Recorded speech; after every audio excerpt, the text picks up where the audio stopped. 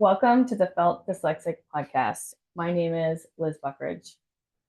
For me, as a dyslexic artist, other artists and creatives have always been my number one inspiration. On this podcast, we talk with artists and creatives who share their stories and gain insight into their process from inspiration to art tips to career building and more. We're so lucky to listen to the wisdom of Rupert Nesbitt today. I'm Hi. excited to hear about his past and future projects and insights on life as an artist. Hi, Rupert. Hi. Thank you for Uh, talking with us today. Happy to do it. Um, so I'm going to jump right in. Describe the art you make. What mediums do you primarily work in, and how do you choose the medium? I'm a draftsman first and foremost. So that is drawing that can come out then with virtually any medium. Sometimes, obviously, drawing as pencils, we think about that, but obviously then paint. But I consider sculpture and then on the computer as well. That's all still drawing and drafting for me. So whatever medium is going to work for other ideas, but it comes from the detail of controlling a line. All right. How did you get into making art? I had artistic parents, so it was the fishbowl that I was raised in. That's just what one did. One was around making stuff all day long, so I didn't ever see a world as a kid that was anything but that. And then the other single biggest contributor was the decision my parents made that we never had a television, and that is absolutely critical to it. So that the passivity of sitting there and watching something else was not a choice. So it always demanded an active role to fill your time. So that was always what I was doing. Um, Can you tell us how you first became interested in making art? Do you remember?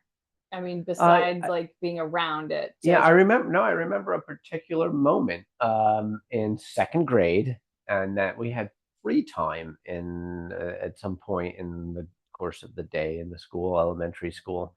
And I remember I took scrap paper and I would draw these construction man scenes of ditch diggers and all this. And at one point, the teacher saw these and she grabbed them and she went up to the front of the class and said, "Look, everybody, look what Rupert is doing in his free time." And I was like, it was a validation, and it would got me attention and accolades, and I was enjoying doing it. But that I remember at that point I was like, oh, this works. So I'll run with this. how did you get into your specific style? Um, I style wise, I have drifted around through a lot of different things over time, but I think it's important to remember that artists, in one sense, they work really hard, but in other senses, they are also fundamentally lazy. And they're going to do it's a very, very important thing, like that people are inherently lazy and they're going to take paths of least resistance. And there's always going to be, as an artist, no, you're always going to hit the resistance. You're always going to have some breakthrough needed in the absence of. So saving all your energy for when you need that, you're going to take the easy route. So that becomes a just when what is your default setting is kind of part of like the question. And the default setting, like that wasn't even a decision, it's just left to my own devices.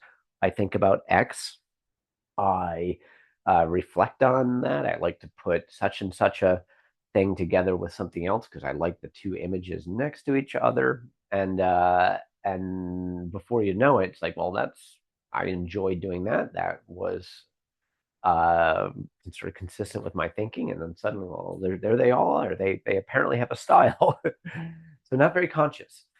So, what subjects inspire your work? And over time, that has changed.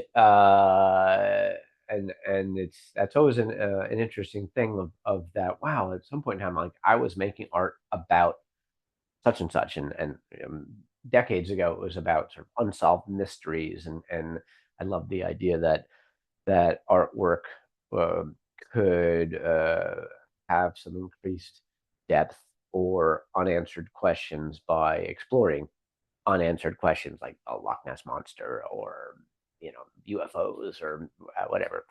And but now I'm more interested in even in what we're doing here, talking about art. I love talking about art.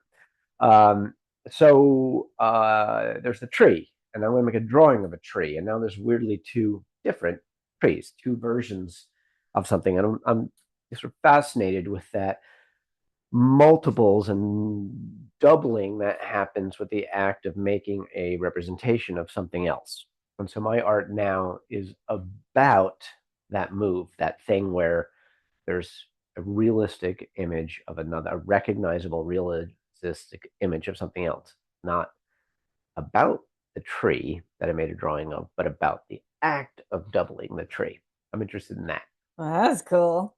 So I'm dyslexic, and this website and podcast is featured for dyslexic artists and entrepreneurs. But I ask this, I try to ask this question to everybody.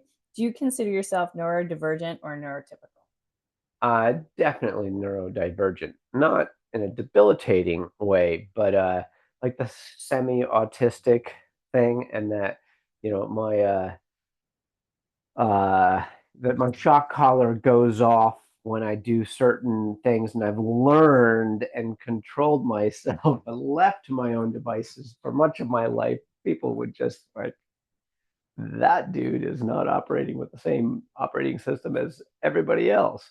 Not in a debilitating or way that even held back. It maybe even helped in certain circumstances where I could go sideways through conventions, which is as an artist is a useful thing.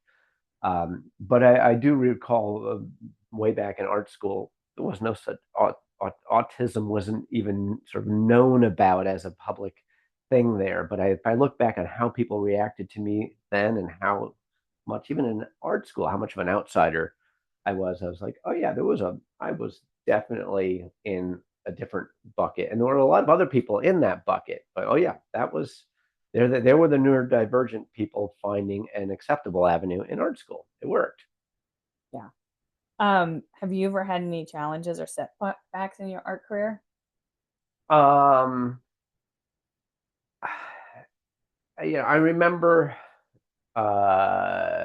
that is there's always stuff that happens. It becomes more of a question of how one reacts to it. And I remember the sort of the pop culture quiz, like a pop psychology thing of like you're walking down a road and you see like how are you walking, and it was supposed to like explain how you view some things in life, and then one of the things is, and then there's a wall, and describe the wall, and I said, well, it went right across the road, and I could step over it without breaking my stride, and that's an attitude thing. So this will come up maybe in some other questions that will come. I think there's a thing about flexibility as an artist, and I think that's critical right down to I work with a computer, I work with paint, I work with drawing. And in that flexibility, if there is, and the laziness, if there's a resistance in one spot, I can tack and weave and go somewhere else. And either even to me, even people on the outside, they don't even notice that there was an obstruction that I hit. Uh, so the answer is yes, there are obstructions, and I stepped over and never broke my stride. Amazing. Where did you grow up? I grew up here in Newport, Rhode Island, down on the Point in the Third and Elm Press. So real close. I know it well. Did you do art when you were really little? Yeah, I believe there are child drawings of mine that still exist. So that was again that environment that it was just around and available. And I have to say that Lego was the toy that which is a great building flexible choice. So that was I consider Lego to have been an assistance to thinking through construction making, just being a maker. Love that answer. Do you have a favorite colorway, like color palette for your art? And is it the same or different than the colors that you use in your home?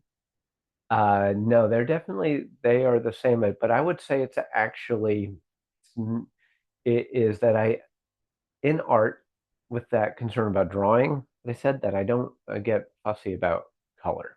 I'm concerned with the line and delineation and not with the moody atmospheric qualities of things. So what happens when it comes to color in the art, it's frankly an afterthought that comes out of what are the colors that I know and I'm most familiar with using. And those are inherently the ones that are in my life and in the house. So ironically, the house comes first and bleeds into the art and not the other way around. Hmm. So describe the space where you make your art. One of the things is that I've been fortunate to have other experiences work-wise with art in my life, and that I have I can, in a sense, work anywhere. So left to my own devices, I am intrigued where there is a zone of absolute chaos, and I just things just get flung into this semicircle of a debris field, and out of that something is emerging, and I like that. And I have photos of me working on sculptures, and you can't even see the sculptural object because the tools and there's just a mound and the raw materials. It's just around. So I'm intrigued with that emergence from chaos. But that said, otherwise surprisingly would be a neat freak if I had a choice and live in a white cube, partly to have a separation of those things. But then I've also worked on site a lot of times where you go in and you're working in someone's house and there's like, oh, there's the white shag carpet. I'm going to paint on top of them. Like, okay. I always say like my job is to know where to put the paint, so we don't put it on the carpet. And I'm looking out the window at a new studio Yes, space. there's a new studio space, which does then divide these things up. That I will have the dusty zone in one place. I have the painting zone in another place, and then the clean zone, the drawing, the books, and the books are always very important, and the computers all in another space. How did did your school system support you growing up? I mean, I know that you said that your teacher showed all the other kids. But that's very young. But there's a quirky thing with the school aspect of it. So having artistic parents, and my father had been a freelance artist, like literally through. My father was very old. He was born in 1901, so he was around in his 20s during the Great Depression or 30s. Uh, through the Great Depression and trying to make it as a freelance artist. So he was adamant of like, do not do that. He wanted me and my brother to have boring desk jobs, like go work at a bank or like or be an engineer or something. And he was myopic to think that we would ever do anything but be artists.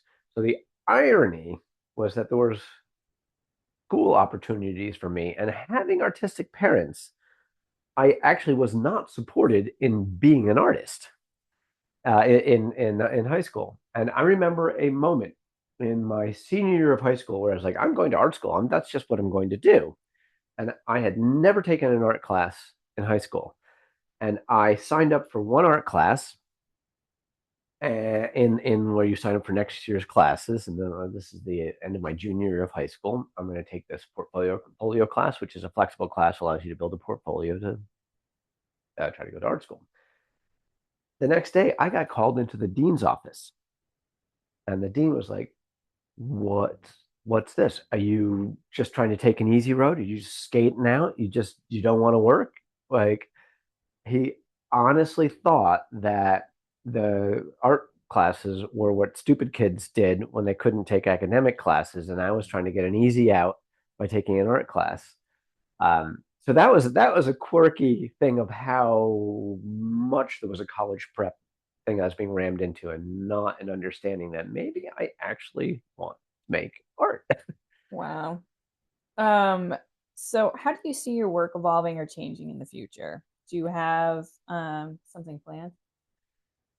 So one of the things is I am making art for other people, commission paintings every day, relentlessly. So that what is the future? It is more of my own work, and there's a large number of backlogged ideas that need to be executed.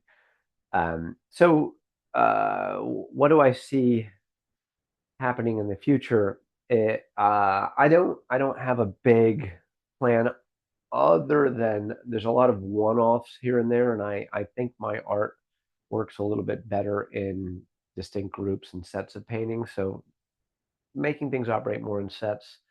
And maybe the one other thing everybody always says to me that, well, my paintings are better when I'm standing in front of it talking about it.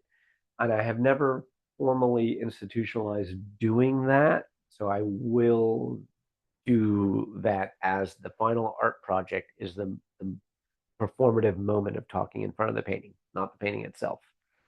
Cool. So is making art an emotional process or a strategic process for you? Absolutely strategic. There's the neurodivergent aspect of it. There is no emotional connection. It is absolutely didactic, academically thought out. Um, for me, that it is all strategy. The things can have an, and I hope they have an emotional component, but that is not their genesis. Can you walk us through a creative process from an idea to finished piece? It always starts with language of all things. It starts with words.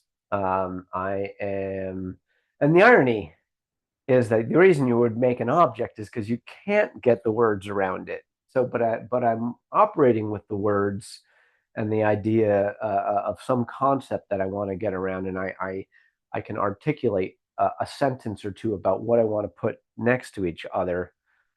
But I know that in that articulation of the sentence, I'm not getting everything that I want. That's where the sentence runs to its limit, and then it's time to make the art. So then some very loosely scribbled um, drawings of an object on a piece of paper with literally the text next to it. It's never a sketch. It's a scribble with text next to it, and then from there, I do work relatively um, loosely without a final drawing sketch or whatever like that. Oh, you think it's going to be a realistic image, you're going to be able to draw it in miniature, but then I don't. I freewheel it and allow the scale and size and colors of things to actually be dictated as in. So there's a degree of discovery for me in it as well, despite all that strategy. There's all that strategy, and then there's still room for discovery. How do you combine the art you love to make and the art you sell? Yeah, it is always an interesting thing. It's a very important thing for beginning artists and younger artists to think about that. And that I am absolutely okay with be mercenary. If you can get a nickel by engaging in a creative pursuit in 2024 or 20 in the future, do whatever it takes. None of this highbrow, oh, cling to your lofty notice. No, just anything to monetize what is otherwise a very uh, difficult thing. And there's actually one of all things. There's a book, Eh? the gift, and it talks about gift economies that are not money economies being related to art. So if you can ever get money to enter into this art realm, take it. But then for me, then I always find that making art and selling art, I think of them as unrelated things. So make whatever you're going to make, but if you have a sideways opportunity to make any money off of it, just take that. Love that answer. Um, how do people find your art to purchase? And I am a weirdo in the sense that I have, and I'm a weirdo, or I'm a very unusual artist in the sense of that I can get rid of art almost faster than I can make it. Part of that is I make very little art. I'm actually very interested in the role of the artist, even if I don't make much stuff. So I make only a few objects a year for myself. I make objects every day for other people, but for myself, just a few a year. And then, curiously, a lot of them have ended up in close to home with friends and family, and then weirdly have circled all the way back to me of like, oh yeah, well, we sold the house and it didn't really fit in the new house, so you want it back? And I'm like, Jesus, I sold this 25 years ago, and now it's back, like the prodigal son coming home. But uh, I have a website, but there's nothing for sale on there. I don't have any gallery representation. And if I look back now, it's like, wow, the last time I had a full on solo show with art on the wall with everything for sale was decades ago, 25 years ago. So I am,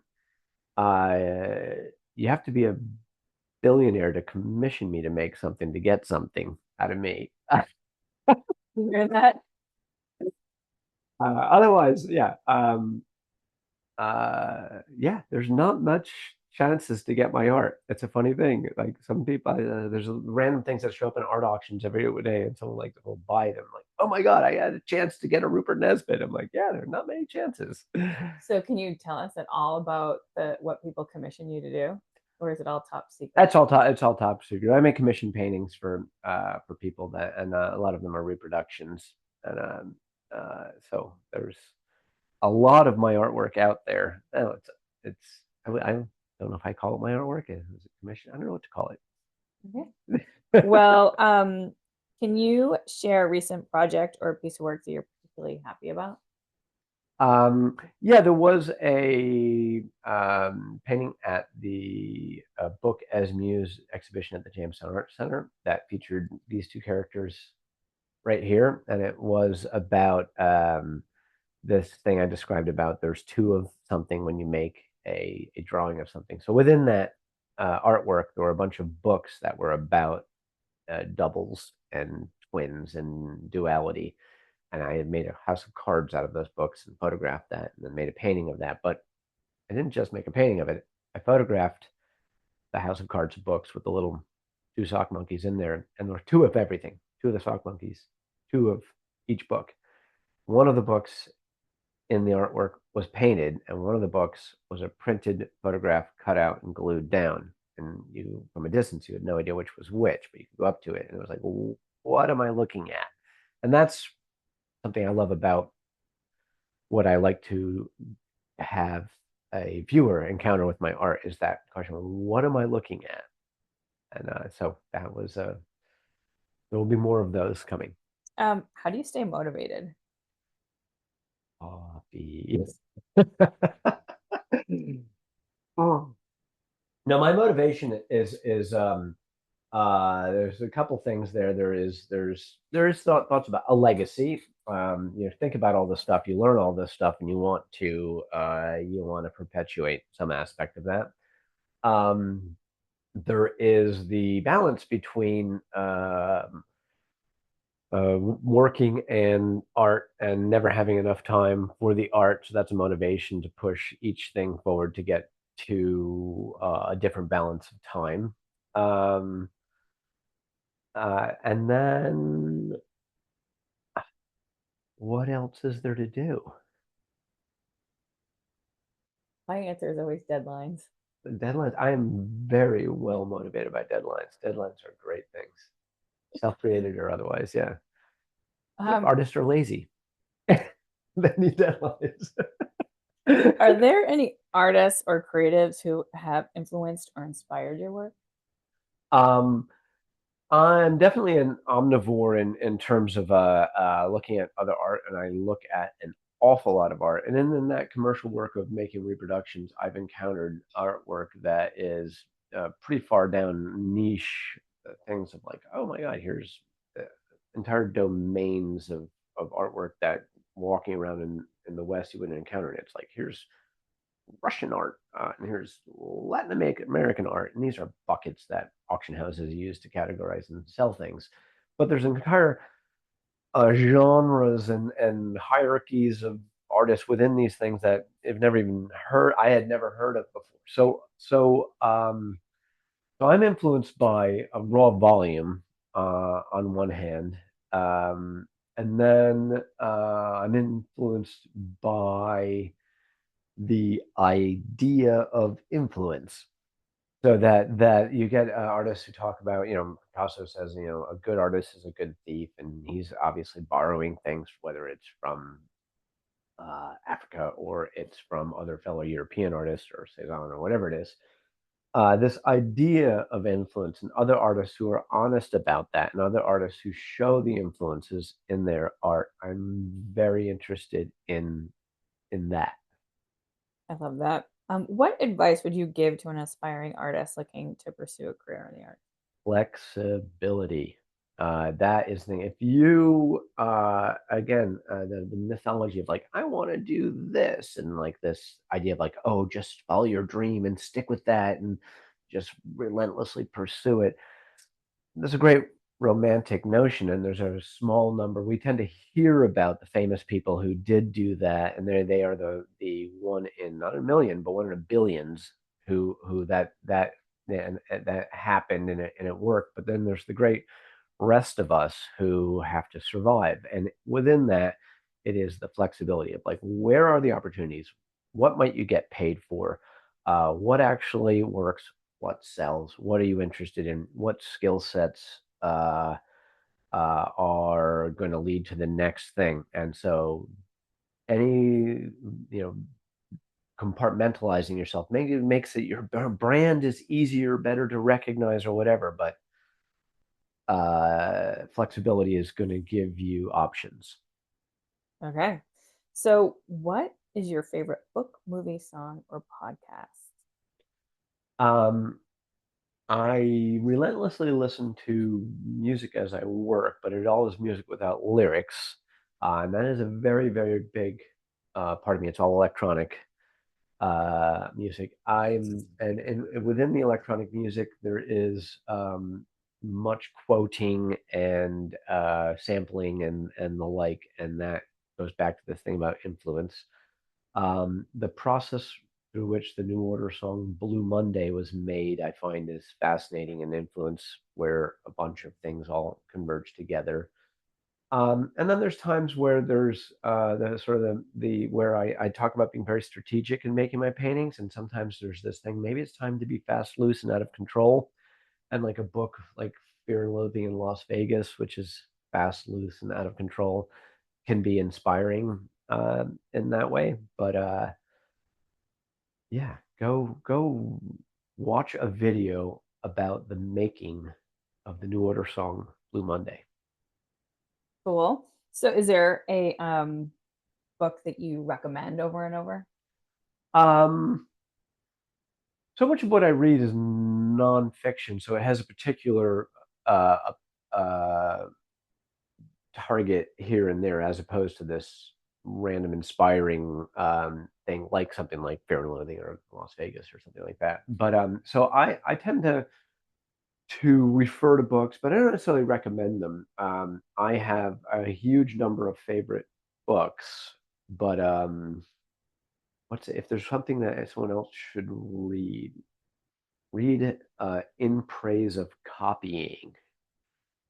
And it'll wind you down on your artistic notions about originality and that oh I'm so original, as is my reference to Blue Monday, the song about what constitutes originality. So um, yeah, the notion of influence and things coming together. So In Praise of Copying, Marcus Boone. Okay. What would you want to talk about that I didn't ask? Well, let's see. We covered the flexibility. Well, riffing on that last point about the originality, and yeah, is that there is no um, big singular truth everything is amorphous and hybrid to the point that pure and hybrid are useless terms. Everything is an amorphous mush of stuff going together in our heads, in our lives, in our DNA. So as an artist, be comfortable with the mush and the gray areas and the sliding scales and the uncertainties, uh, as opposed to this is this here and now. That is not helpful. I love that. Thank you so much, Rupert, for letting us into your studio today. Felt inspired for sure. Good. You're always inspiration to me. And much love. Thank you. And we'll see you next Thanks time. for doing this. Yay!